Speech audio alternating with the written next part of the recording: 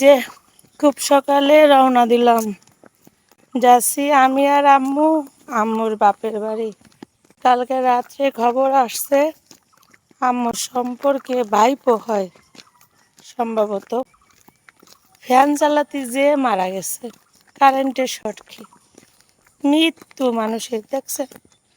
এখন এই খুব ভোরে, রাত্রে আর যাইনি, এই ভোরে রওনা দিলাম আমি আর আমার মা খুব সকালে। এই দেখেন এদেশে উঠে গেছে, খালি এই একটা তাও তা সে এরা। এই সকালেও কোনো ভ্যান পাচ্ছি না, এই যে হাঁটতেছি, আর ভ্যান না পালেও যেতে হবে, কারণ কোন সময় মাটি দেবে জানি না। যাই সকাল সকাল যে দেখে আসি। অবশেষে ভ্যান পেলাম, তো এই যে ভ্যানে উঠে গেলাম। বিল্লাল মেম্বারকে বাইক করে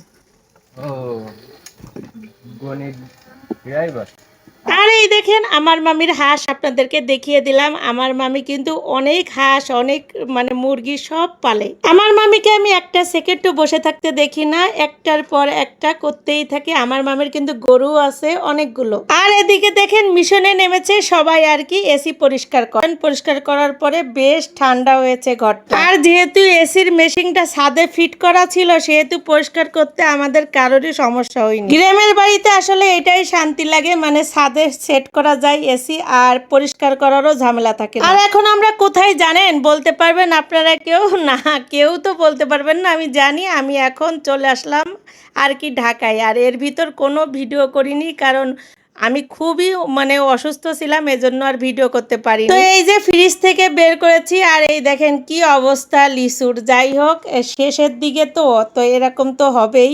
আর বাড়িতে এসে দেখি অবাক কাণ্ড, আমার দুইটা টিভি নষ্ট হয়ে গেছে। তো ঢাকা শহরে টিভি না থাকলে তো বাচ্চা কাচ্চা খুব বিরক্ত করে, এটা তো আপনারা জানেনই। তাই তো আপনাদের ভাইয়া দেরি না করে টিভি খুলে ফেললো, যে না নিয়ে যাই, দেখি সারানো যায় কিনা। আর টিভির পিছনে দেখেন কি ময়লা জমছে। যাই হোক, এখন আমার বড় ছেলে আর কি চেষ্টা করতেছে যে ও নিতে পারবে কিনা, কিন্তু এত বড় টিভি কি ওর পক্ষে সম্ভব বলেন তো? যাই হোক, অবশেষে আপনাদের ভাইয়া নিল। আর এর পাশে কিন্তু আর একটা টিভিও আমার একই অবস্থা। তো যাই হোক, এক এক করে আপনাদের ভাইয়া আগে এটা রেখে আসবে, তারপর আমার আরেকটা টিভি নিয়ে যাবে। এটা অবশ্য আমার বিয়ের পর প্রথম এই টিভিটা কি। আগের জিনিসগুলো আসলেই খুব ভালো থাকে, মানে ওগুলো আমার সহজে নষ্ট হয়নি আগের টিভি। আর পরে এই যে বড় টিভি কিনছি, এটা কিন্তু ফাঁকে একবার আমার নষ্ট হয়ে গেছে। আসলে আগের জিনিসগুলোই ভালো, আর পরবর্তীতে যত জিনিসই নতুন নতুন আবিষ্কার করুক না কেন, ওগুলোর ভিতর ভেজালি। এই যে আমার সেই আগের টিভি দেখেন, এটা কিন্তু আমার বিয়ের পরেই কিনা, কিন্তু টিভিটা অনেক বছর সার্ভিসিং গেল, কোনো নষ্ট হয়নি, কোনো সমস্যা ছিল না। এত বছরে আমার এই টিভি কিন্তু কোনো সমস্যা হয়নি, এবারই হলো। যাই হোক, ভালোবাসা অবিরাম।